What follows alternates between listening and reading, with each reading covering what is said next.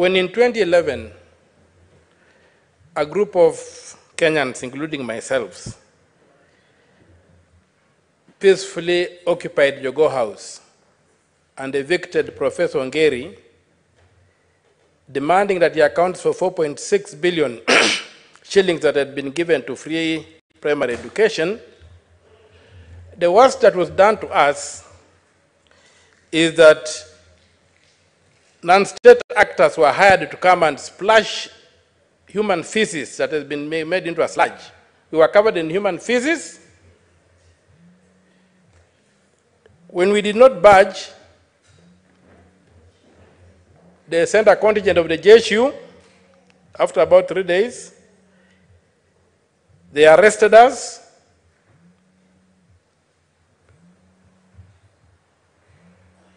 And we were taken to industrial area, and we are alive today.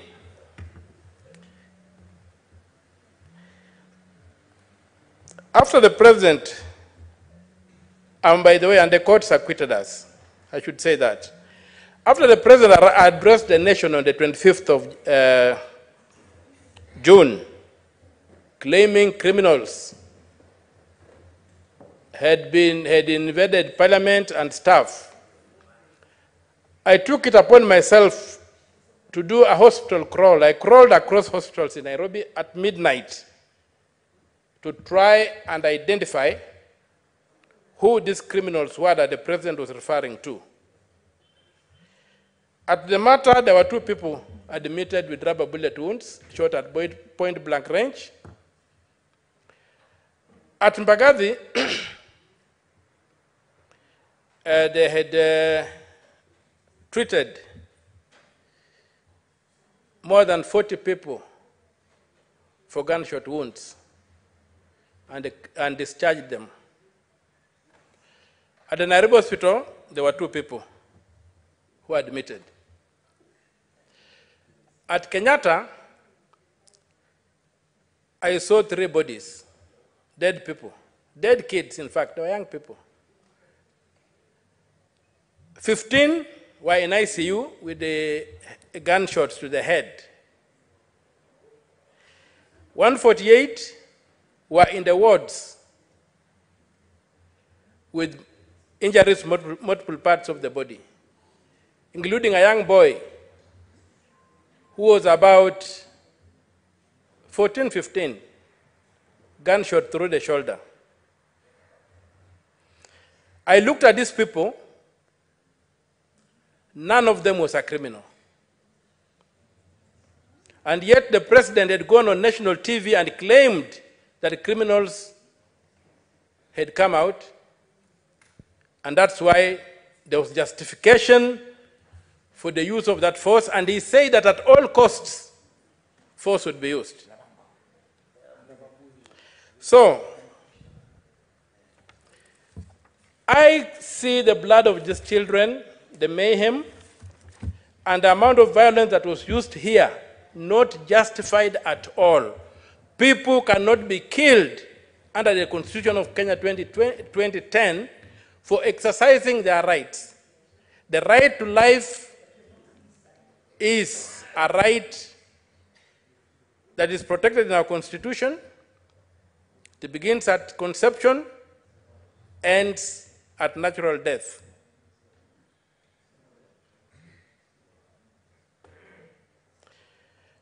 One thing, during the operations, I've been to very many street demonstrations. The first thing that I noticed was out of character was the command structure of the police. I was able to identify some policemen walking alone, not accompanied. And I began wondering, is there a command structure? That was in the morning. So the question was, how was the police operation planned and conducted? Was there a central command? Who were the field commanders? Who were the sector commanders responsible for each section of the streets? And how have they accounted for the deaths and injuries that happened in areas under their command. How did armed men, for the many times I went on the street to demonstrate, there could be there could be policemen in civilian clothes, but they were never armed. They could participate in an arrest, but I have never seen a person dressed in civilian clothes shooting at the public. I've never seen it. Was this a militia? And to whom does it answer? How did these armed men get to join uniformed police? Do the police standing orders, do the force orders allow for that? How many police officers were issued with live bullets, and have the bullets been accounted for?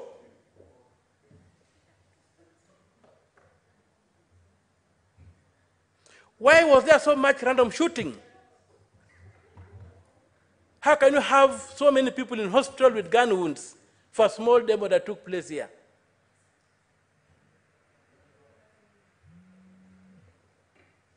What was the president trying to justify? And can he get away scot-free from claiming there were criminals when he can't produce one criminal who was shot dead on our streets?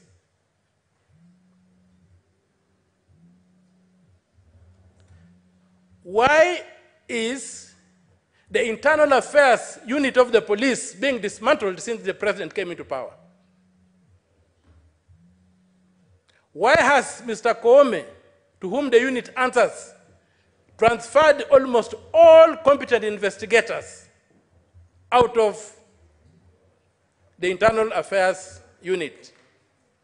And for those who don't know, the internal affairs unit was set up and is properly equipped to investigate crime by the police. They receive reports from the public, they receive reports from fellow officers. IPOA has got no capacity to investigate policemen. IPOA are civilians. Most of them don't understand the operation orders of the police. There's a special unit that deals with this. Why is it that this unit has been dismantled? Starved of funds, competent officers transferred to outposts, and the unit left as a shell. Some of these officers, Mr. Speaker, sir, were trained at a very high expense by the public outside this country in various jurisdictions, but they are now doing clerical work in outstations since the appointment of IG Koome, such that right now as we speak, there is no capacity in the police to investigate what happened on the streets of Nairobi. A capacity that had been built to ensure that if there were any issues, they would be investigated thoroughly by the police who understand how police are supposed to operate.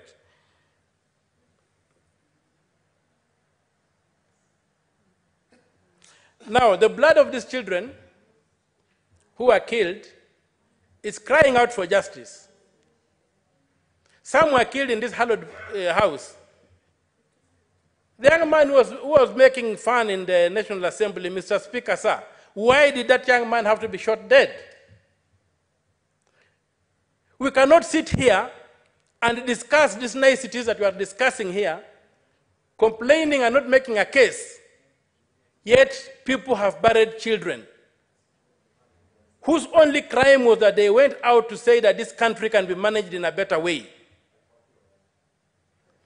If there's anything that this House can resolve to do and still retain its dignity, is to demand for justice for these kids. We have no other business. Because this country cannot be run the way it's being run.